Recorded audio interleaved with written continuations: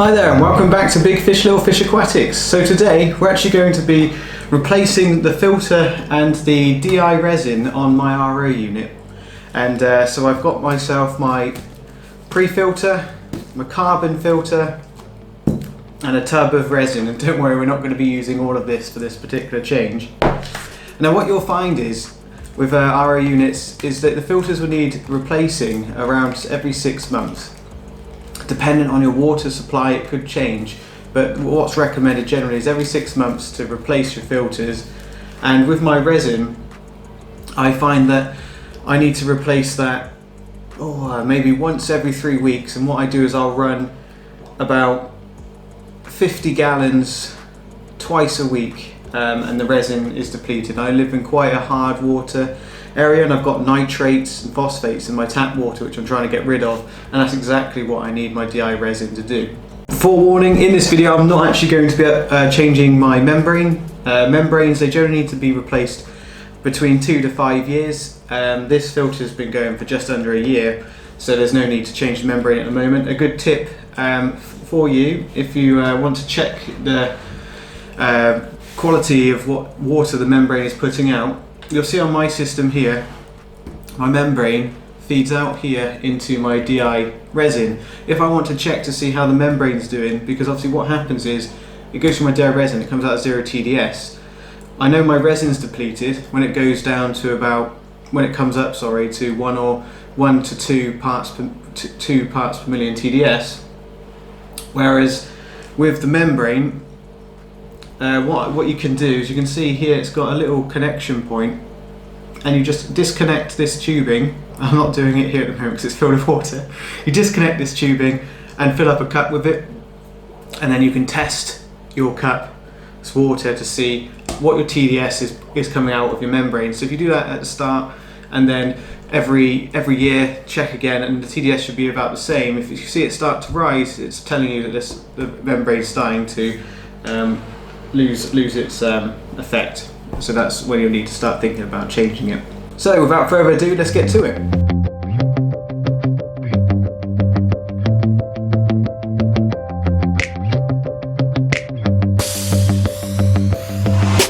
So once you've removed the pre-filter and the carbon block filter, you want to do this in a sink or a drain area because it is quite messy. You just want to take them out. I'm keeping them next to the pots, and just pour away this water in here. Now, next step what you're going to want to do, you don't have to do it every 6 months. However, you're probably going to want to make sure you do this once a year. Let's just give these filtered cartridges a quick clean with some very mild dishwashing soap such as Vyair. If you're in the UK, I'm not sure what it would be elsewhere, and that will just stop any bad bacteria potentially growing up within here. So I'm just going to quickly do that now.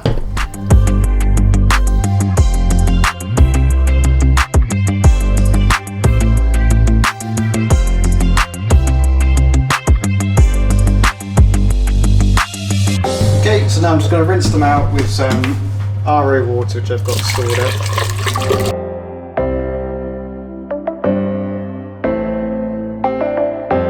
Okay, so now we've got our 2 cartridges here, and all you need to do is just pop your new media in.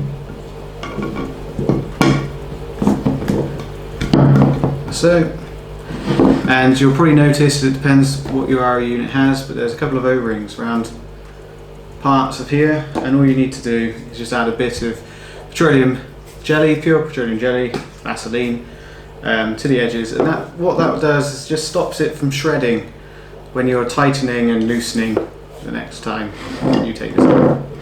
So just pop that on, and once you've put your fuel cartridges back on, you just need to reconnect to your unit.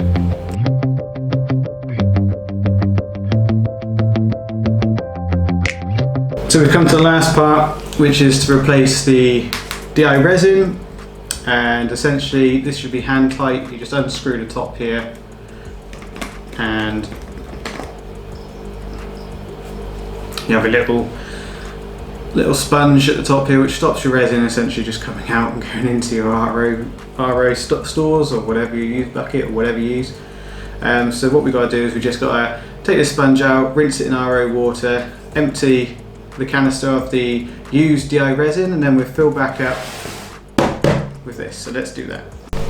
Okay, so now you should have your empty resin chamber, clean sponge, and the top's been rinsed with RO water. You're going to need now a spoon, and a little hack for you is to use the bad end of a screwdriver.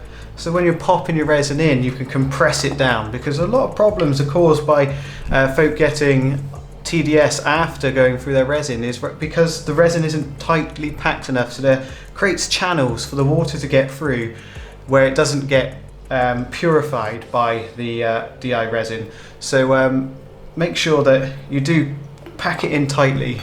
Okay.